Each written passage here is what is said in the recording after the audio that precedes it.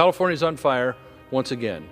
Only now, instead of burning up the red counties and the forested areas to the north, it's devastating portions of Los Angeles. Everybody's seeing it on the news. Every year we know the Santa Ana winds are going to blow. Every year we know that there's going to be risk. So what is our governor doing to help stop the risk?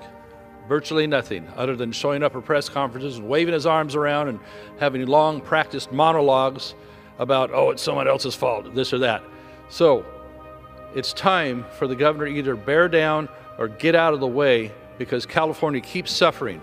The skies over California have turned an ominous shade of orange as towering flames devour neighborhoods with an intensity reminiscent of an apocalyptic scene straight out of a disaster film. Homes that once stood as symbols of prosperity and dreams are now reduced to smoldering ruins, while relentless winds fan the infernos, spreading destruction with terrifying speed. The Palisades fire alone has forced thousands to flee their homes, leaving a trail of devastation that stretches across Southern California. Amidst the chaos, Governor Gavin Newsom has found himself at the center of a political maelstrom, facing harsh criticism not just from the public but also from high-profile figures and, not surprisingly, the incoming president-elect Donald Trump. Inferno unleashed. The latest. Well, 5 dead, likely more. Just complete and utter devastation. I've been in a lot of these fires, a lot, going back to Paradise, and this approximates Paradise. It's not a numeric, it's just a feeling, sense of loss, place, belonging.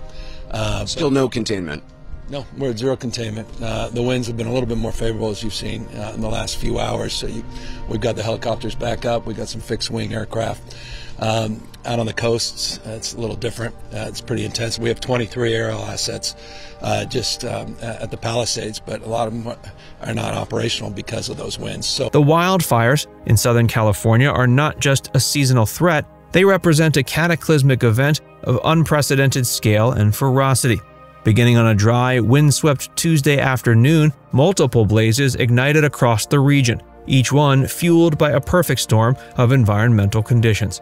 The Palisades, Eaton, Hearst, Lydia, and Kenneth fires quickly spiraled out of control, driven by relentless winds that turned once manageable flames into unstoppable infernos.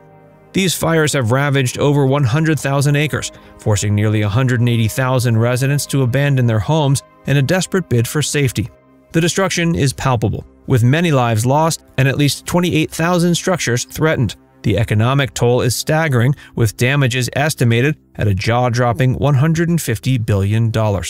As flames consume everything in their path, the human stories behind the headlines are heart-wrenching. Celebrities who have called California home, from Mel Gibson in Malibu to James Woods, have found themselves victims of the very crisis they have vocally criticized. Political firestorm: Newsom versus Trump.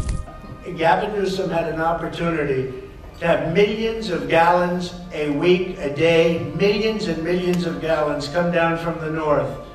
And I was able to get him federal approval from that, from the Department of Commerce of all departments. I didn't realize it would go through Commerce. I would have thought environmental, but it goes through Commerce. I got all of the approvals, and he said, I don't want to sign it. I don't want the water. We don't need the water. I said, you need the water. Your reservoirs are empty, the whole place. You need the water. That was 5 years ago. And I had it all done. The work was all done. We sent it to him. He refused to sign it.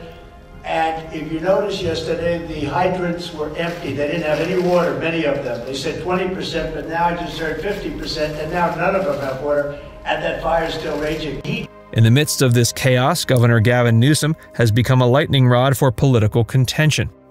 His administration's response to the fire has been under intense scrutiny, particularly from President-elect Donald Trump. Trump wasted no time in seizing the moment to launch a scathing critique of Newsom's leadership. On Truth Social, Trump lambasted the governor, blaming him for the wildfires and accusing him of gross incompetence and mismanagement. Quote, "One of the best and most beautiful parts of the United States of America is burning down to the ground. It's ashes, and Gavin Newsom should resign. This is all his fault." Governor Newsom's response was swift and firm. His press office took to social media to refute Trump's claims, emphasizing there was no water shortage in Southern California despite the raging fires. Quote, Broadly speaking, there is no water shortage in Southern California right now, despite Trump's claims that he would open some imaginary spigot, the statement read. Newsom's team clarified that the challenges in firefighting were due to high water demand and logistical issues, not a lack of water supply. They highlighted the use of water tenders, a common tactic in wildland firefighting, to supply the necessary resources to battle the flames. And Newsom dismissed the notion of a water restoration declaration as pure fiction, underscoring the factual inaccuracies in Trump's accusations. Trump's attacks are part of a broader strategy to undermine Democratic leadership in blue states like California, which he views as major obstacles to his political ambitions. Celebrity outcry, voices from the flames. If it is true that Gavin Newsom is the absolute blithering idiot that I believe he is in the way he has handled fire management in this state again and again and again and again, this isn't a wake-up call. This is the kind of thing they have tribunals for. The wildfire crisis has not only ignited political tensions, but has also sparked a wave of criticism from celebrities and public figures. High-profile people who have lost their homes or witnessed the devastation firsthand have taken to various platforms to voice their anger and frustration. Mel Gibson, during his appearance on the Joe Rogan Experience, criticized Newsom for failing to manage the forests effectively, sarcastically attributing the crisis to the governor's misallocation of tax dollars.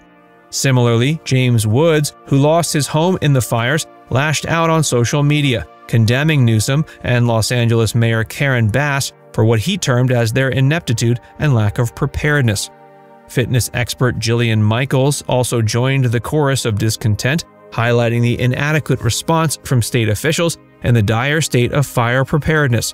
Her tweets emphasized the immediate failures in protecting residents and questioned the prioritization of resources amidst the crisis. Patricia Heaton, known for her role in Everybody Loves Raymond, expressed her heartbreak over what she saw as the preventable nature of the fires, linking the devastation to broader issues like homelessness, drug abuse, and infrastructure mismanagement. Danica Patrick, former NASCAR and IndyCar driver, criticized the state's preparedness and directly called for Newsom's resignation.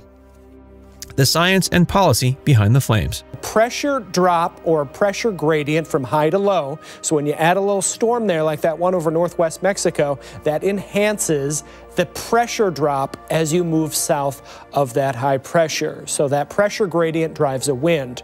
Now, because the Earth is spinning, we have the Coriolis force. And so when you have large scale and long-lasting wind events like what has generated here, they have a tendency to go to their right side, or they'll have turn to their right relative to the Earth. We call that the Coriolis force, and that's what's pushing the winds down slope right over Southern California. And you can see that with the satellite imagery following the wind patterns, at least at low levels. While political rhetoric and public outcry dominate the narrative, the underlying causes and response to the wildfires are deeply rooted in scientific and policy-related issues. California's susceptibility to wildfires is exacerbated by a combination of factors, including prolonged droughts, high temperatures, and strong winds, all of which are being intensified by climate change. The state's extensive coastline, numerous lakes, and reservoirs provide ample water resources, but the distribution and management of these resources remain contentious topics. Governor Newsom has emphasized that the primary issue is not the availability of water, but the logistical challenges in transporting it to the affected areas. The declaration of a state of emergency was a necessary step to mobilize resources and coordinate firefighting efforts. But some experts, like Dr. Frank Contessessa, have suggested this declaration might be premature given the complex nature of the crisis.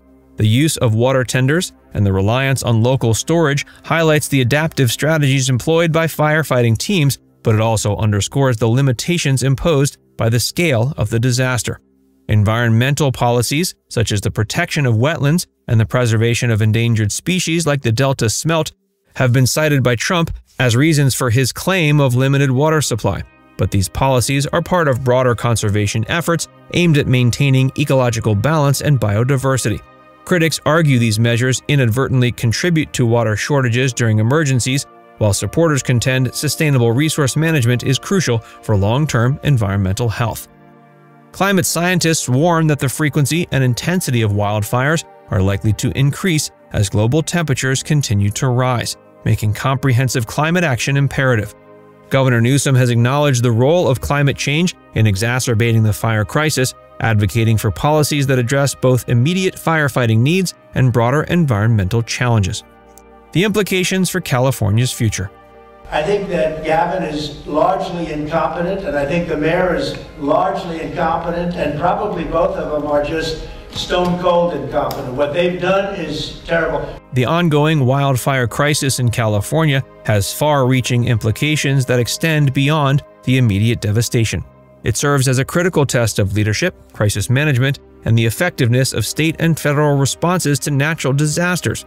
Governor Newsom's handling of the situation will significantly influence his political standing and the public's perception of his administration's competence. As one of the most populous and economically significant states in the U.S., California's ability to navigate this crisis successfully is pivotal not only for its residents but also for national politics. The feud between Newsom and Trump is emblematic of the larger partisan divide that characterizes much of American politics today. Trump's attempts to politicize the wildfire disaster reflect his broader strategy of leveraging national crises to attack political opponents and advance his own agenda. Now it's time to hear from you. What do you think about Governor Gavin Newsom's response to the California wildfire crisis? Let us know in the comments section below.